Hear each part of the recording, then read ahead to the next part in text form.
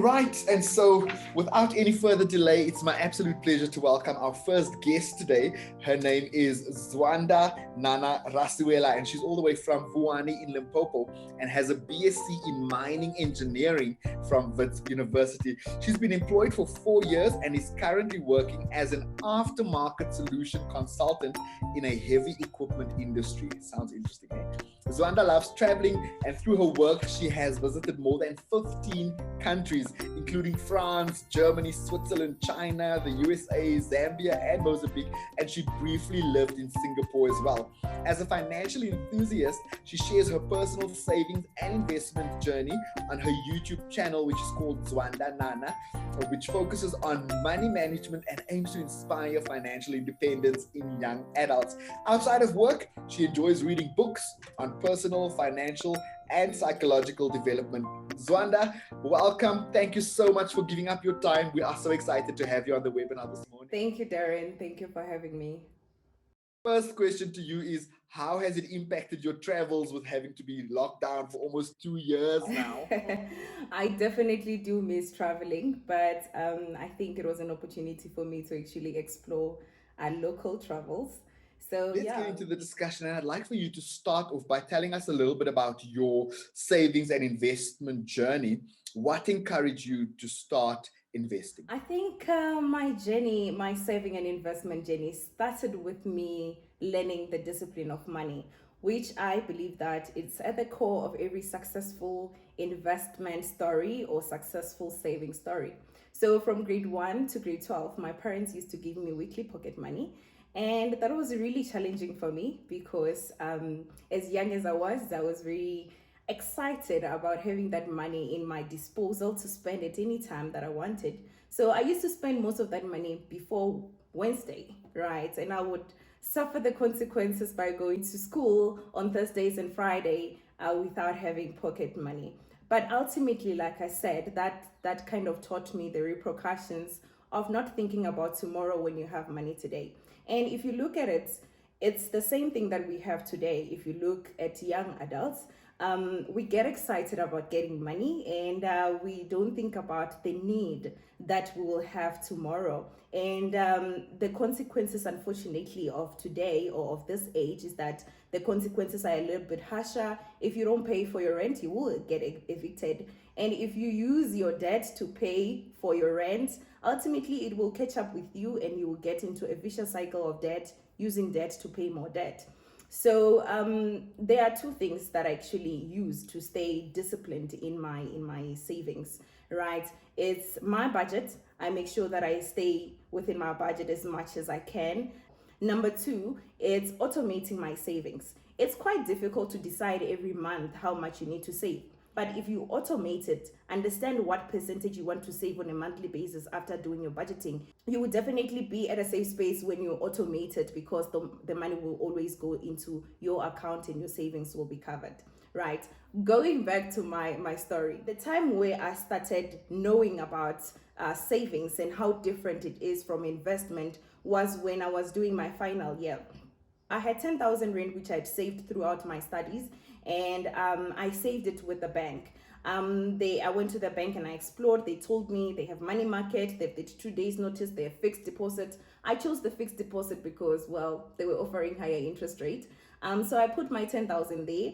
The time in which my money had to mature came, and to my surprise, the money was so little. I could not believe that my money only gained 600 Rand after 12 months, right? It was shocking.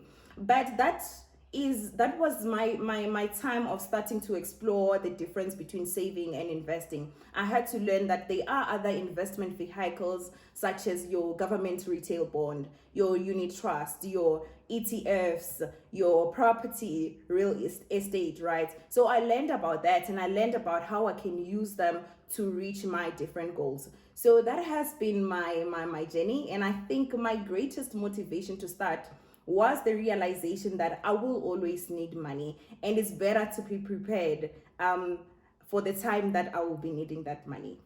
I see that you already started touching on some of the lessons that you learned from this whole experience, but maybe there's one or two more that you'd like to highlight for us. Yes.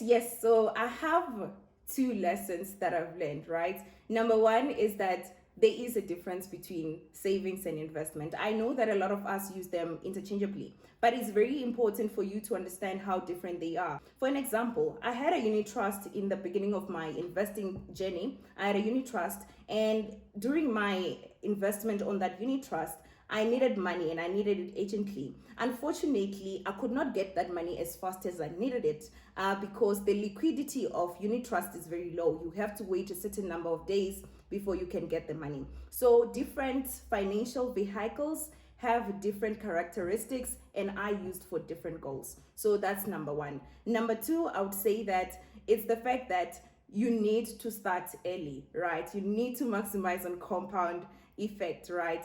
The earlier you start, the better, and time is on your side. If you are an investor on shares and they go up and down, you still have time for the market to recover, and you can still get compounding effect as well. In the beginning, you said you literally just started. You started with that 10,000 Rand, you put in the bank, whatever. So since then, have you sought advice from a financial planner? And if so, why? And if you haven't, tell us why not. So I have given myself time to go to a financial planner and try to understand my finances as a whole.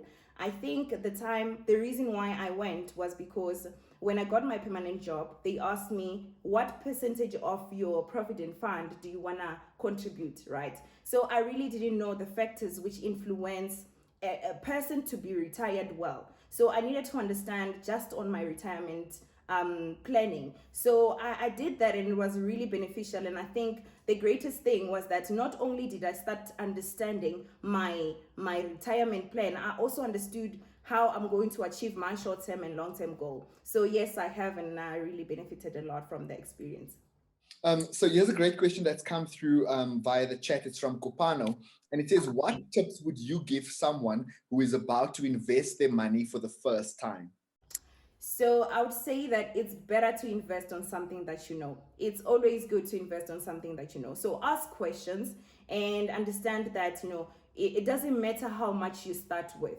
Um, Investing and saving has little to do with money and a lot to do with allowing yourself the flexibility and the ability of choices, right? So you need to start, and you need to start with something that you know. And I'll say the first place to start is budgeting. Your budget will tell you how much disposable income you have that you can save, and from there write down your goals, your financial goals, categorize them from short term to long term, and you will be able to understand which one you need to prioritize.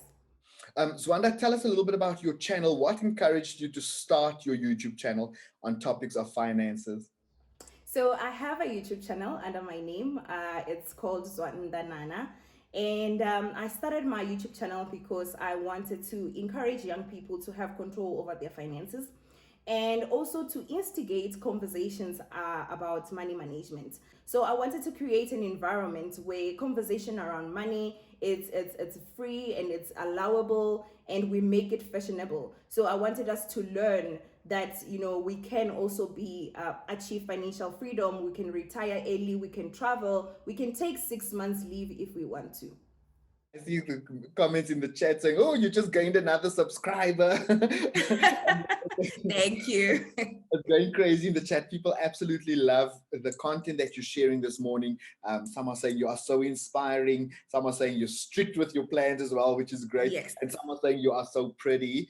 And so, what's a final thought from you, Zwanda, before we say goodbye to you? I would say that start early and stick to the plan. That's my final thought. But maybe Darren, let me just detour a little bit. I saw a question which I really like, and I'm just gonna close with that one. So I was asked, what book would I recommend? Because I actually do read, and I like the idea that someone is interested in reading. There is a book which I received from Easy Equities as a gift. It's called Make Your Money Work For You by Anthea Gardner. So that's the book which I will recommend. And the reason is that that book actually tackles all the financial vehicles and how they behave and the goals in which you can use those financial vehicles. So I think if you're starting, or you're new to investing, or you're planning to expand your investments, and to understand investment as an overall portfolio, that's the book in which I would recommend. Love it, love it, love it. Thank you so much, Zwanda. Don't go away. We're going to say goodbye to you for a moment, but please start thinking about a tip for the week because at the end Okay. of the webinar, I'd like to bring you back just to end up with a tip for the week. But thank you so much. I think we've gained so much knowledge just from your journey and the information that you shared. I personally have learned a lot from you already. And so we'll catch up with you later. Thank you.